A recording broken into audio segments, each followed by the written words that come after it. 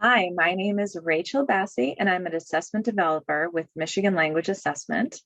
This additional Q&A is a supplement to the ECPE writing webinar that was hosted on March 6th. If you haven't had a chance to watch that webinar, you should definitely go and view it. We have it available on our YouTube channel, and you can access that and see the whole webinar.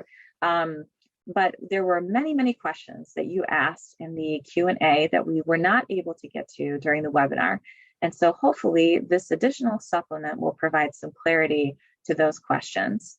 So I hope that this is helpful for you in preparing your students for the ECPE revised writing section. And we'll start with tasks. So let's start with types of essays. The standard essay format that test takers will see on the revised version of ECPE writing asks them to evaluate multiple viewpoints. So positive, negative impact of something, the advantages or disadvantages of something, the pros and cons of an issue, and to state their opinion. And the test takers should do their best to evaluate these viewpoints from a balanced perspective and not just stick to one side of an issue. One of the newer tasks that you'll see on ECPE writing is the proposal genre. So in the proposal genre, the test takers will always be provided with the audience in the prompt. And unlike the article genre, which is directed toward a group of people, the proposal is directed to an individual person of authority, like the president of a company or the principal of a school. And in the proposal genre, the test taker will be playing the part of an employee at a company or a concerned citizen or some other similar type role. And they must evaluate the different options specified in the prompt and convince the person of authority that they are writing to of their point of view. Many of you asked about headings in the proposal genre. We welcome test takers to use headings if they wish. This can definitely help them organize their response. However, that is not part of the rating criteria, and so their score would not be impacted either way if they choose to use headings or not. So thinking about sources, when we consider the inclusion of the sources that the test takers are provided on the revised version of the test, we draw from this C2 CEFR descriptor that states that test takers of this level can set out multiple perspectives on complex academic or professional topics, clearly distinguishing his or her own ideas and opinions from those in the sources. So the sources that are given should be used by the test takers in order to support and strengthen their ideas, and they may be used in any part of the response. A test taker is welcome to use one source or more sources. They will not be given individual points, however, for using more than one. And the most important consideration to take into account is that the sources should be integrated into the response rather than simply included. And by integrating sources, we mean that the source is, the test taker should make a strong connection between the source and the ideas that they're presenting in the response. The sources may be paraphrased or they may be cited directly. Either way, it should be evident to the reader which ideas are coming from the sources and which ideas are coming from the writer. Now let's think a little bit about the rating scale. So when developing this scale, we built each category independently, and we took careful consideration of distinguishing each score point from the others. We made a conscious effort to develop and differentiate each score point in a meaningful way. And this meant that not all of the categories ended up with the same amount of score points. So that's why you see that certain categories have more score points than others. Many of you had questions about the category of authorial voice.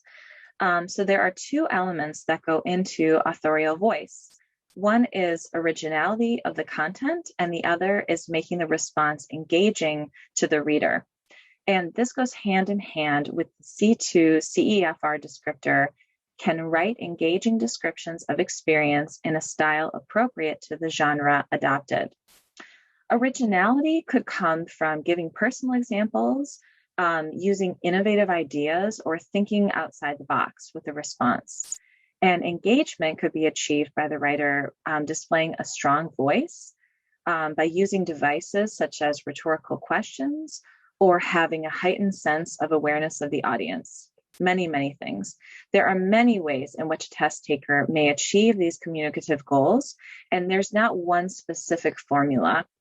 So we encourage test takers to discover new and creative ways to make their writing more engaging to the reader. And now thinking a little bit about grammar. Some of you were asking about formulaic expressions and rhetorical questions and different varieties of grammatical structures. So we encourage test takers to use formulaic expressions that fit the context of their response. If a test taker is using many formulaic expressions, but these expressions are not appropriate to the context, this may negatively impact their rating in the language category. Also, if a test taker overuses formulaic expressions, this might have an impact in the authorial voice category, as the response may be too general or lack originality. Test takers may use rhetorical questions if they wish in order to engage the reader, though they may be more appropriate in some genres rather than others. And we, of course, encourage test takers to use a variety of grammatical structures in their responses. You also had some general questions regarding the length of responses and the age of test takers. So thinking about length, instead of focusing on word count, we recommend working with your students to focus on development. Test takers taking the ECPE are encouraged to write about 2 pages, which is what we estimate would be needed to provide the necessary development. So are they providing at least 2 or 3 ideas with some supporting details for each idea? Encouraging your students to focus on following the standard format of an introduction, 2 to 3 well-developed body paragraphs. Those should be 3 to 5 sentences each, and a brief conclusion will also be helpful to ensure that they're writing a well-developed response. And finally, the age of test takers.